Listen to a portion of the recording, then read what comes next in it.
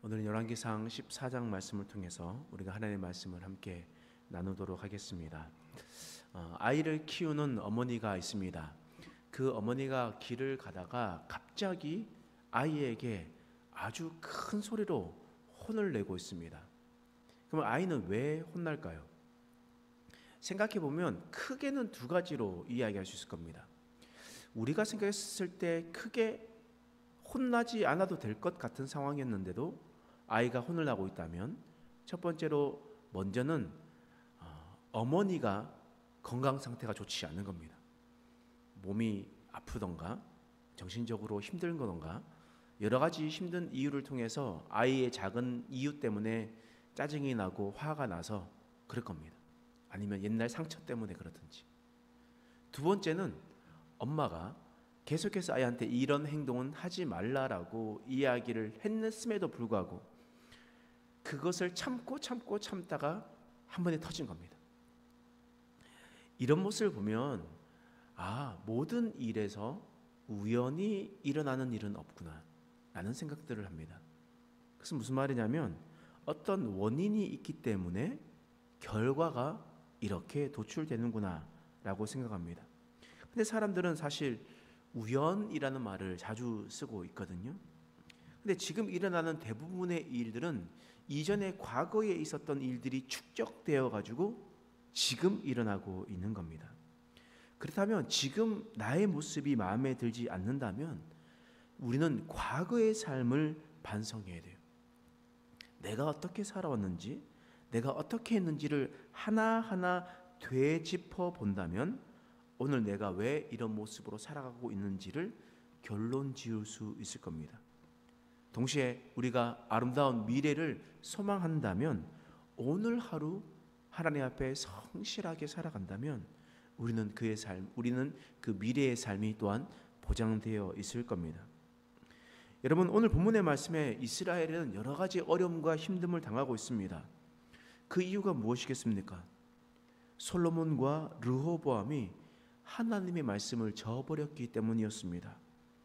하나님의 말씀이 아니라 자신의 지혜로 살아갔습니다. 하나님을 의지하는 것이 아니라 사람의 말을 따르면서 살아갔습니다. 그 결과가 어떻게 되었습니까?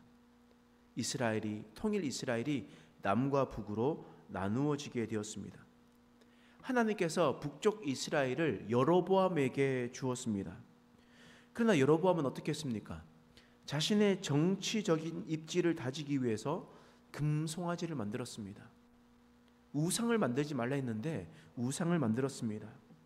하나님께서 택하신 곳에서 제사하라고 했지만 베델과 단의 그 금송아지를 세워두면서 그곳에서 하나님을 제사했습니다. 뿐만 아니라 하나님께 제사 드린 사람은 레위인들만 가능하다 했는데 그냥 일반 시민들, 백성들을 세워서 하나님께 제사 드렸습니다. 그래서 하나님께 드리는 제사가 타락할 수밖에 없었습니다. 여러분, 이처럼 여로보암의 죄로 말미암아 파생되는 여러 가지 죄들이 있었던 겁니다. 그 결과가 열왕기상 14장 16절 말씀 14장 16절 말씀 읽어보겠습니다. 시작. 여호와께서 여로보암의 죄로 말미암아 이스라엘을 버리시니 이는 그도 범죄하고 이스라엘로 범죄하게 하였음이니라 하니라. 하나님께서 이스라엘을 버리셨습니다. 북이스라엘을 버리셨습니다. 그 이유가 뭡니까?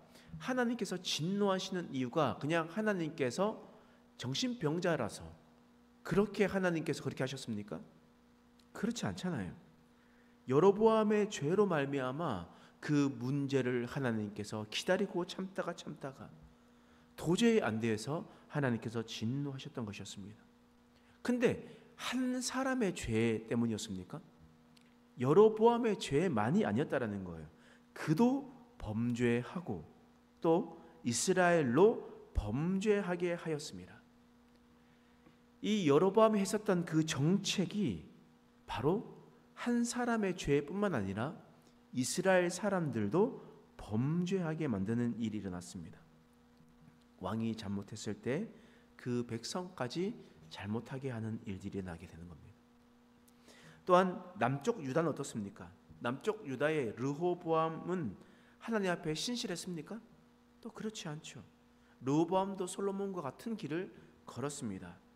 여러분, 오늘 말씀에 열왕기상 14장 21절 말씀에 보면 하반절 가장 밑에 절에 있는 말씀에 보면 이런 말씀이 있습니다. 그의 어머니의 이름은 나아마요 암몬 사람이더라. 그러니까 르호보암의 어머니의 이름은 나아마고 어디 사람이라고요? 암몬 사람이라는 겁니다. 성경은 르호보암의 삶을 이 한 줄로 표현하고 있는 겁니다. 어머니가 암몬 사람이었다.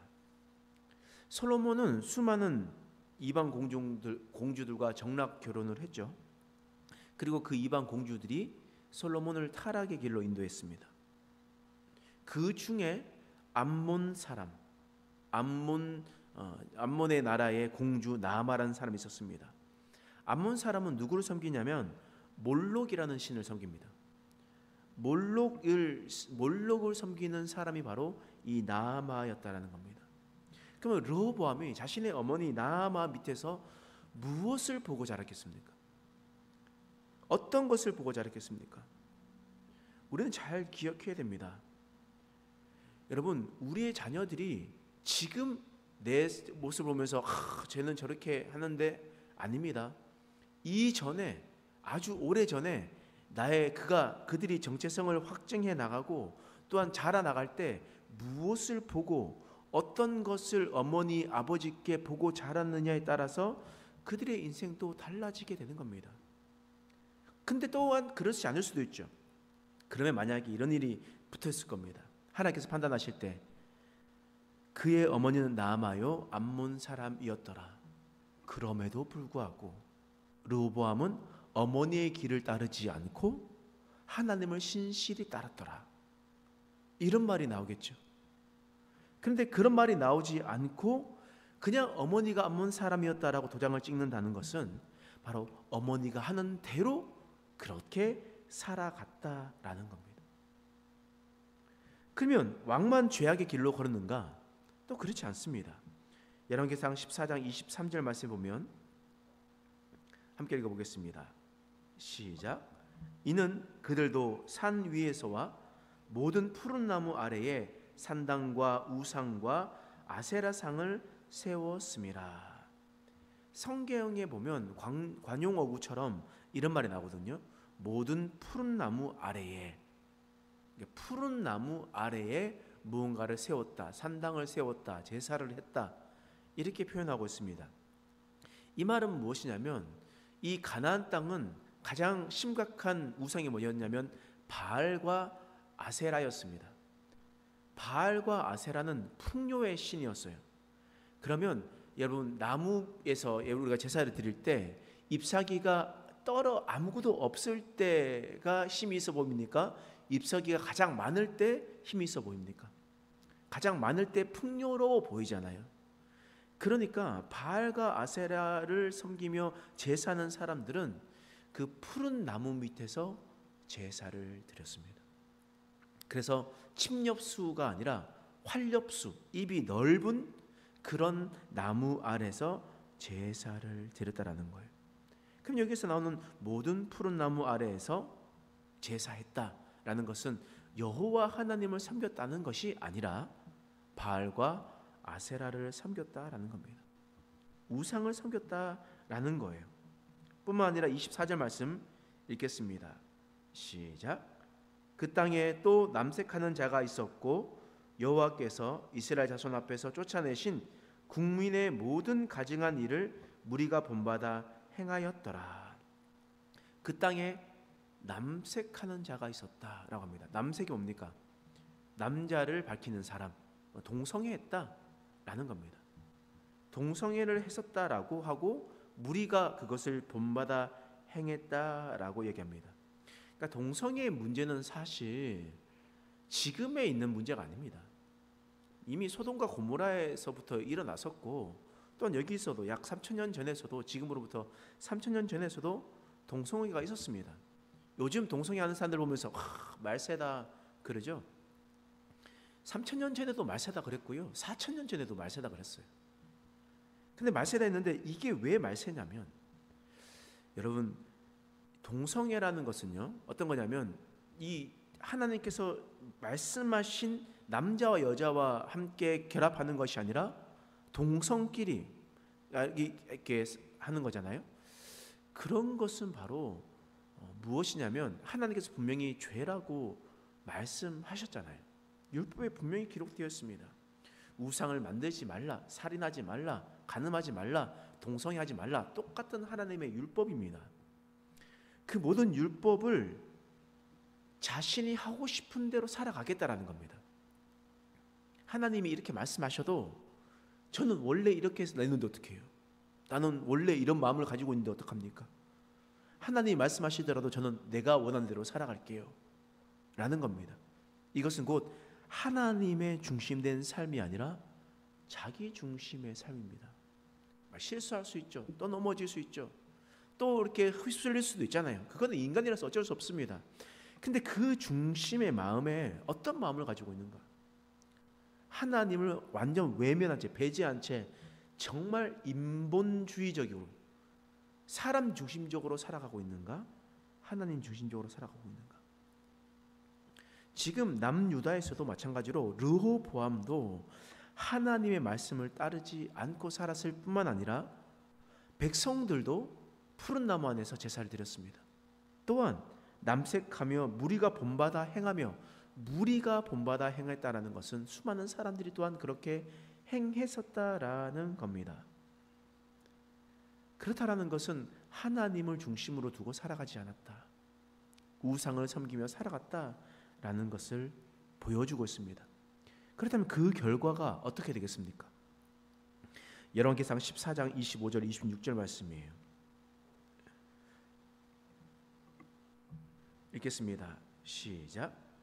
르호보암 왕 제5년에 애굽의 왕 시삭이 올라와서 예루살렘을 치고 여호와의 성전의 보물과 왕궁의 보물을 모두 빼앗고 또 솔로몬이 만든 금 방패를 다 빼앗은지라. 르호보암과 백성들이 하나님 앞에 범죄했을 때 애굽 왕 시삭이라는 사람이 올라와서 예루살렘을 쳤습니다. 이게 바로 그들의 범죄한 결과였습니다. 하나님의 심판하심이었습니다. 르호보암의 아버지 솔로몬이 사치를 부리며 자신에게 사람들에게 보여주기 위해서 금을 모으고 금방패를 만들고 보물을 쌓아두었습니다.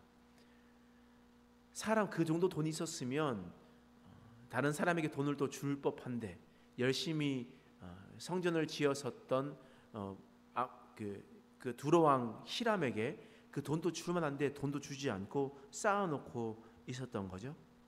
그랬을 때 어떻게 됩니까? 다 빼앗기게 되는 것 아니겠습니까? 움켜잡고 있었을 때 다 빼앗기고 있게 되었습니다. 하나님은요, 원인이 있었기 때문에 결과를 나타내는 겁니다. 하나님은 그냥 어떤 일이 일어나지 않습니다. 그렇다라는 것은 우리가 잘 기억해야 됩니다. 우리가 어떻게 살아갈지, 앞으로 어떤 삶을 살아갈지, 그것은 우리가 하나님 앞에 온전히 다 서 있어야 됩니다.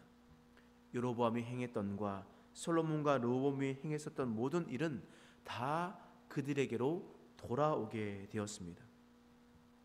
그러므로 우리의 삶을 돌아보아야 됩니다. 내가 지금 과거에 어떻게 살았는지, 지금 어떻게 살고 있는지, 그렇다면 앞으로의 내 삶이 어떻게 될지도 우리는 말씀을 통하여 볼 수가 있습니다. 우리가 그것을 잘 기억하고 오직 하나님만을 붙들며 하나님 중심으로 살아가는 저와 여러분 되시길 간절히 축원합니다. 기도하겠습니다. 하나님은 그냥 일을 이루시는 분이 아닙니다. 하나님은 우리의 중심을 아시고 우리의 마음을 아시는 분이십니다. 우리의 행동하는 모든 것들도 알고 계시고 우리가 어떤 삶을 살아가고 있는지도 주님께서 알고 계십니다. 우리가 살아오는 이 모든 결과는 하나님 때문이 아니라 바로 우리의 삶 때문임을 고백합니다. 하나님은 신실하십니다. 하나님은 선하십니다. 그 선하신 앞에 원망하고 불평하며 살아가는 것이 아니라 우리가 우리의 삶을 돌이키며 살아가는 우리의 인생 되게 하여 주시옵소서. 감사드리며 예수님의 이름으로 간절히 기도드립니다.